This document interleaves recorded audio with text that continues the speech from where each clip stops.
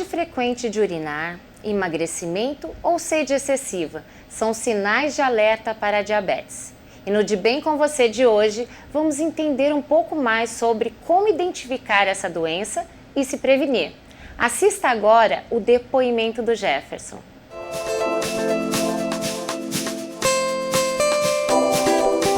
O Jefferson descobriu a diabetes ainda bem jovem.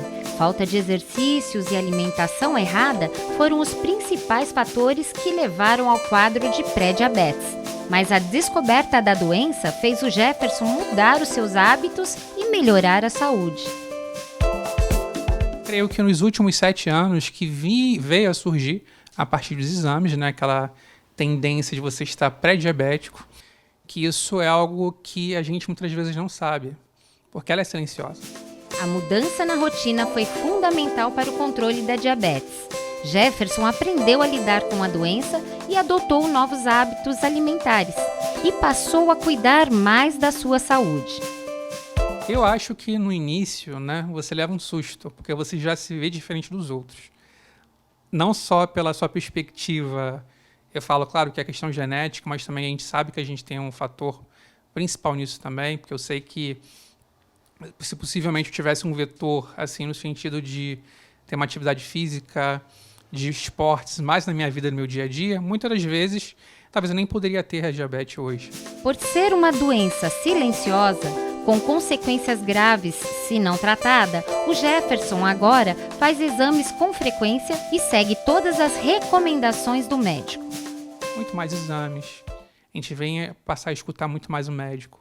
A gente venha ter aquela consciência dessa realidade, que a diabetes é uma doença que a gente não cuidar pode levar à morte, né? Que o grau, né, de sensibilidade, assistência e problemáticas, né, que ela pode vir a trazer para a nossa vida, para a nossa qualidade de vida, né, até mesmo com a amputação de algum membro, né, algum outro problema maior com entupimento de veias e artérias também. A gente sabe que, então, a diabetes, em suas múltiplas esferas, né, podemos dizer assim, ela pode trazer consequências gravíssimas para a gente. Então, a gente tem que ter essa atenção, tem que ter esse zelo, tem que ter esse cuidado, tem que ter esse amor à vida.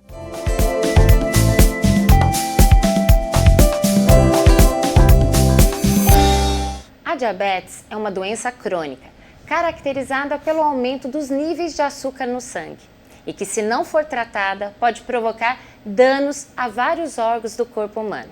E para entender um pouco mais sobre essa doença, recebemos em nosso estúdio a doutora Andréia Aldi, endocrinologista.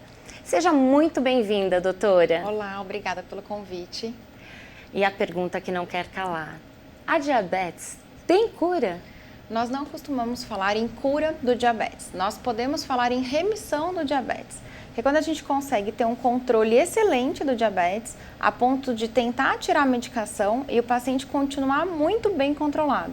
Mas o paciente tem que saber que ele, uma vez diabético, ele não deixa de ser diabético. Então, ele pode ser um diabético em remissão, porém ele deve continuar fazendo os exames e acompanhando regularmente com o endocrinologista, porque ele pode voltar a qualquer momento a ser diabético novamente.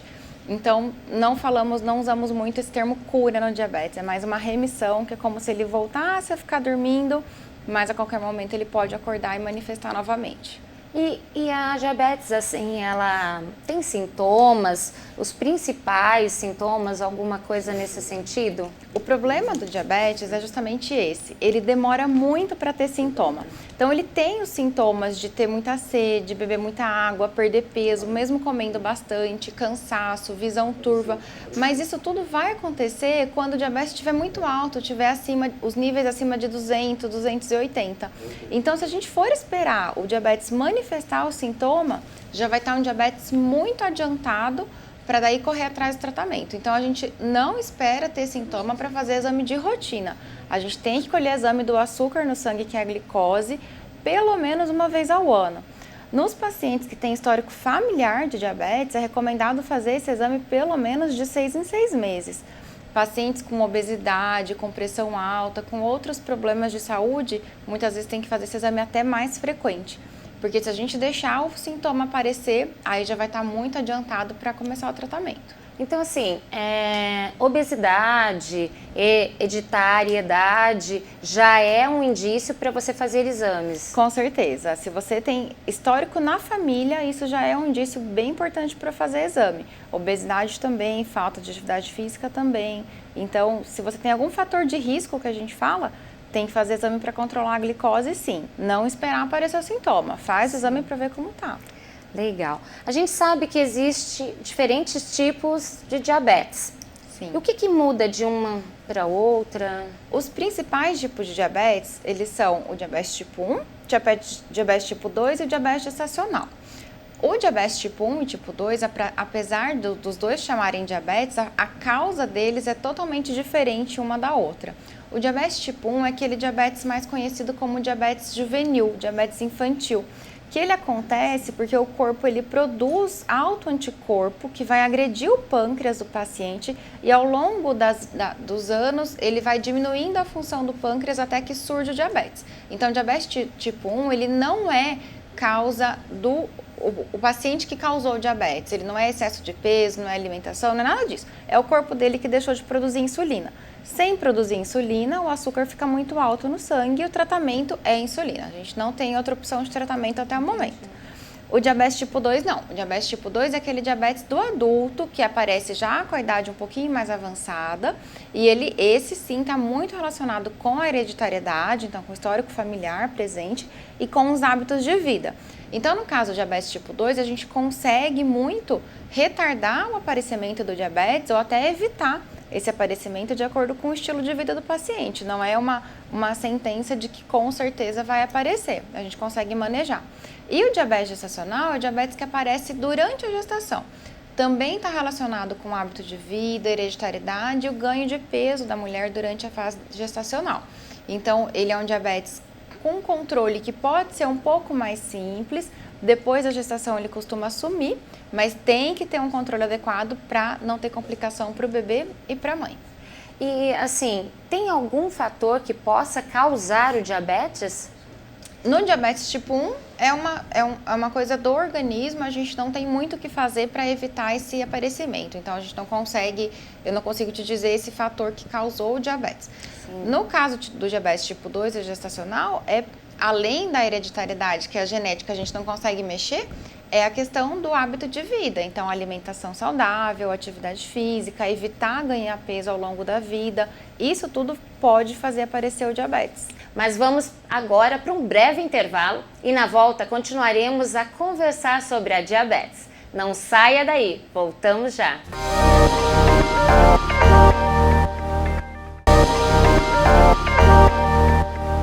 Estamos de volta.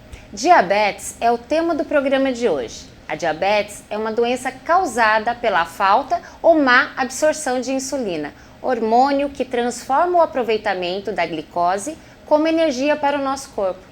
Doutora Andréa, o que de fato é a diabetes?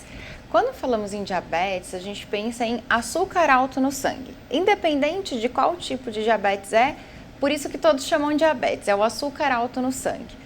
O problema desse açúcar alto no sangue é que ele pode se tornar tóxico para as outras células. Então, por isso que a gente tem que ter um equilíbrio do açúcar no sangue. Não pode estar muito alto nem muito baixo. No caso do diabetes tipo 1, como a gente comentou, esse açúcar alto ele existe por conta de falta completa da insulina e sem a insulina a gente não consegue fazer essa glicose de fato entrar na célula e ser aproveitada e virar energia. No diabetes tipo 2 é um mecanismo totalmente diferente. O paciente ele produz insulina normalmente e muitas vezes ele produz mais insulina do que precisa. Então acontece um fenômeno que a gente chama de resistência à insulina, que o corpo produz muita insulina, o corpo percebe que tem muita glicose no sangue, que é o açúcar, então o pâncreas vai lá e sobrecarrega, ele produz muita insulina para tentar fazer a glicose entrar no sangue. E como que funciona esse fenômeno de resistência à insulina? Imagina que a glicose entra na célula por uma porta. Essa porta está emperrada. Isso é a resistência à insulina. Então, o corpo precisa produzir muita insulina para abrir essa porta para entrar a glicose na célula. Acontecendo isso, acaba sobrando mais glicose do que a gente precisa e aparece o diabetes. tá? Então, diabetes por si só é açúcar alto no sangue. E aí, cada tipo de diabetes tem o seu mecanismo de acontecimento. E a pré-diabetes? Todo mundo fica nessa, tenho ou não tenho? Existe? Existe sim, tá? Tem muito mito, tem gente que fala, não, ou você é diabético ou você não é diabético, não existe isso, tomar remédio para pré-diabetes. Existe sim, tá?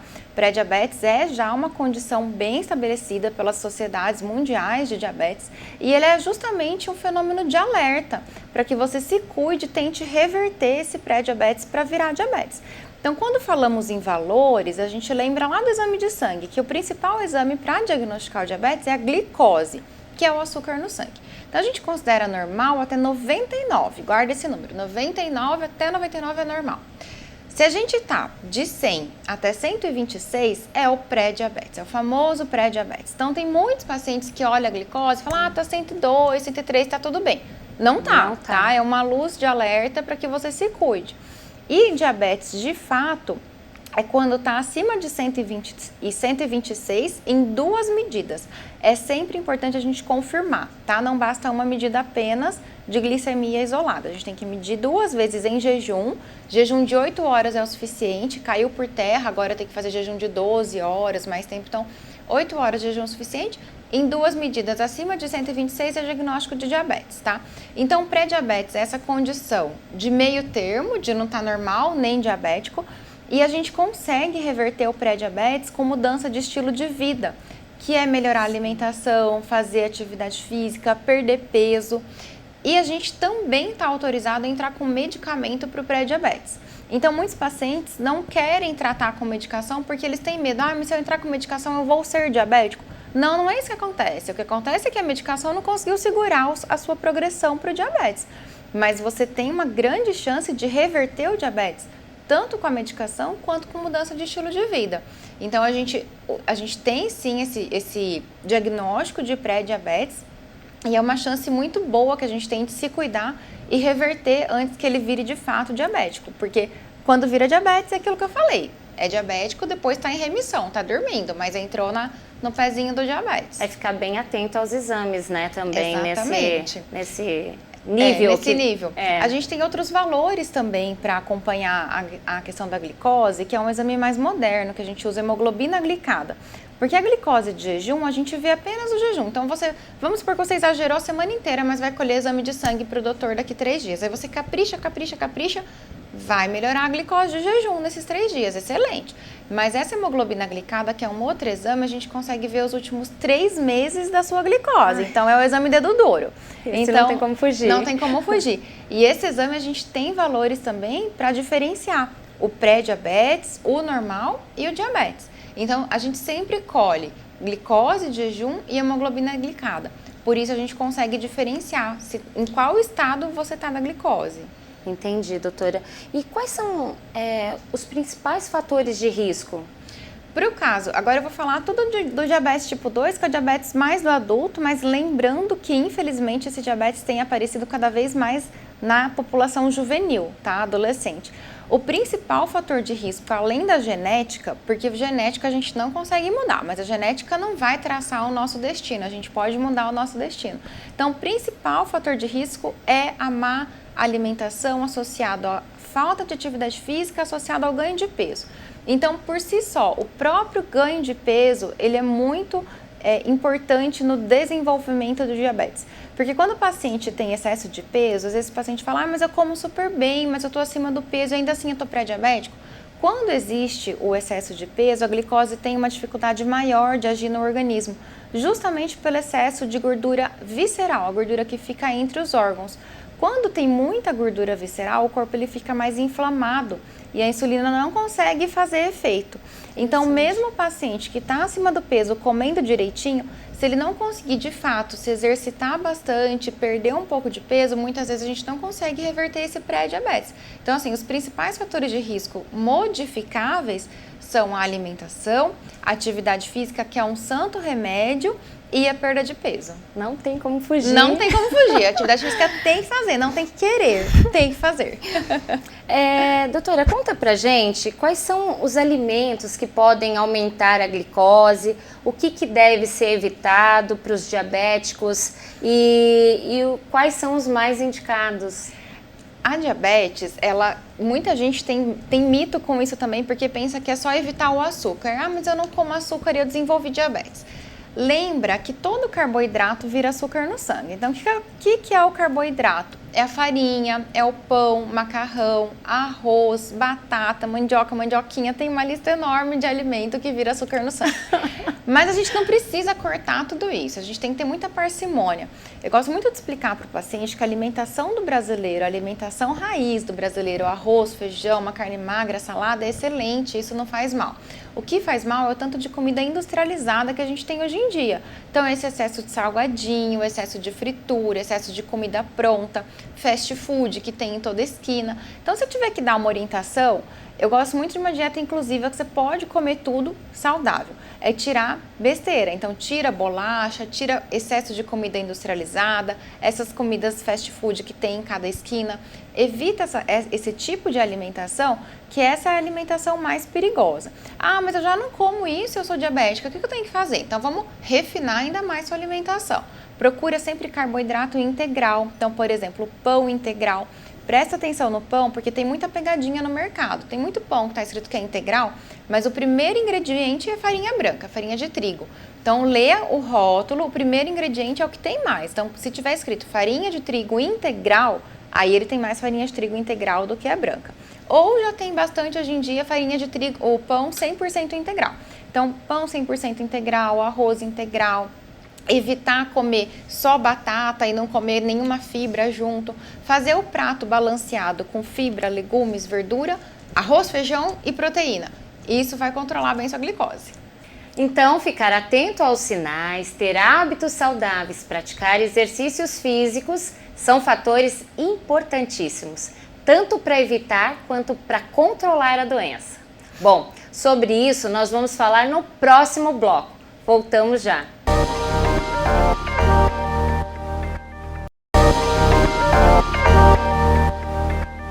Manter uma alimentação saudável e praticar exercícios físicos são hábitos que podem evitar a diabetes e também diversas outras doenças.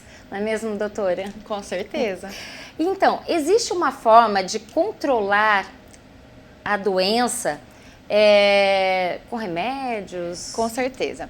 A diabetes dificilmente, uma vez que você tenha diagnóstico de diabetes, dificilmente vai ficar sem medicação, tá? Então, o que é importante saber para o paciente que tem diabetes? Ele tem que tomar a medicação, tem que fazer tudo que a gente já conversou sobre alimentação, atividade física, cuidado com o peso e lembrar que tem que passar no médico endocrinologista de 3 em 3 meses. Muitos pacientes ficam, não, mas eu tô bem, eu tô tomando remédio, tá tudo ok. Chega no médico, fez exame e tá tudo alto. Por conta daquilo que a gente já conversou, o diabetes ele é silencioso. Então, se a gente for esperar aparecer sintoma para fazer exame, para acompanhar, pode ser que você pense que está tudo bem, chega na hora do exame e não está tudo bem. Então, é fundamental acompanhar com o endocrinologista de 3 em 3 meses e o endocrinologista vai te guiar nesse controle do tratamento. Lembrar que o paciente com diabetes tem que acompanhar com o oftalmologista para ver a retina, se está tudo bem. Tem que fazer exame de rotina com o cardiologista, tem que cuidar da saúde dos pés, tem que cuidar da saúde dos rins. Então, lembrar que tem que ter um acompanhamento, principalmente com o endocrinologista, e o endocrinologista vai guiando nesse tratamento. Não confia apenas no sintoma e pensar que está tudo bem sem ter certeza. A gente tem que ter o exame mostrando que está tudo em ordem. E todo diabético, ele precisa tomar a insulina? Não, na verdade, no diabetes tipo 1, a gente precisa sim insulina. É o único tratamento até hoje disponível, o uso da insulina. No tipo 1, que é o diabetes infantil, né? Existem alguns casos de diabetes tipo 1 no adulto, mas são mais raros. Mas o diabetes tipo 1, que a causa é a falta absoluta da insulina, o tratamento é a insulina. E tudo bem, graças a Deus. A insulina comemorou 100 anos da descoberta recentemente e antes a gente não tinha esse tratamento. Então tem que olhar sempre pelo lado bom. Temos a insulina, vamos tratar quem precisa. No diabetes tipo 2, não. Primeiro, a gente sempre usa a medicação e as mudanças de hábitos de vida. O que pode acontecer é que depois de anos de diabetes, o pâncreas pode ficar cansado e daí ele vai diminuindo a produção da insulina e a gente tem que entrar com insulina para ajudar no controle. Ou então pode acontecer do paciente do diabetes tipo 2 não conseguir ter um controle adequado da alimentação, atividade física, perder peso e muitas vezes só o medicamento não é o suficiente para controlar o diabetes, daí a gente entra com insulina também.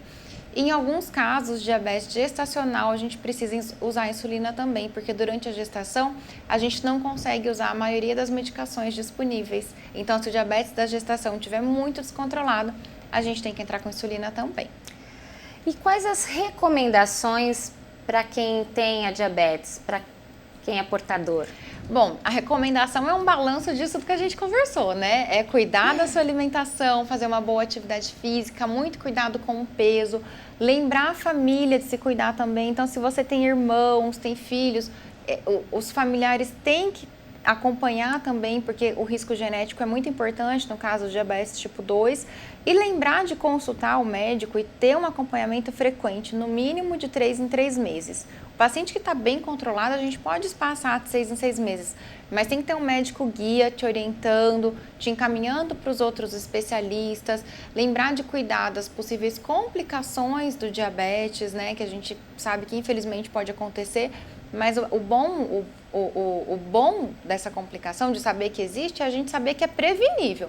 Então, assim, saber que você tem um bom controle do seu diabetes, você consegue evitar muitas complicações da doença no futuro. Você não é obrigado a ter ferida no pé se você cuidar bem do seu diabetes. Então, não é todo diabético que vai perder a visão, que vai perder a função do rim. Hoje em dia isso já melhorou demais, a gente consegue o diabético ter uma vida normal, desde que cuide da sua medicação e uma alimentação saudável que todos nós temos que ter, né? Não é só quem tem doença que tem que ter alimentação saudável. O ideal é prevenir, né? Exatamente. É comum ouvir que as crianças também têm a diabetes, né? Que é o tipo 1, mas tem aumentado, né? Na verdade, a incidência de diabetes tipo 1 mantém a mesma, que é esse diabetes mais juvenil, que o paciente com diabetes tipo 1, ele nunca pode ouvir, tá vendo? Você comeu muito doce, agora você tem diabetes. De jeito nenhum, isso é uma crueldade. Ele tem diabetes porque o corpo dele parou de produzir insulina. Mas aumentou muito a incidência de diabetes tipo 2 na população juvenil, nos adolescentes. E isso é um fator de alerta muito grande, porque esse tipo de diabetes na população juvenil é um diabetes que tem muito mais complicação, um diabetes muito mais difícil de controlar. Então, é aquilo que você falou, o ideal é a gente prevenir esse aparecimento, tá? Na diabetes, durante a gestação, a gente tinha falado, Sim. É algo pontual, tem um alerta para a mulher se cuidar, como que ela pode proceder, né? Ela pode ser diabética na gestação, não ser depois, ou ser depois também? Pode, tudo isso pode acontecer. Então, o diabetes gestacional tem o fundo genético, que a gente já conversou, e ele pode acontecer em mulheres que engravidam com um pouco mais de idade, mulheres que ganham muito peso durante a gestação, ou mulheres que se alimentam muito mal e não praticam nenhum tipo de atividade física. Para isso, a gente chama de diabetes gestacional, quando a paciente não tinha diabetes antes e desenvolveu durante a gestação. Geralmente, esse diabetes gestacional ele é transitório, controla do jeito que a gente conversou, com medicação ou insulina e a dieta, atividade física.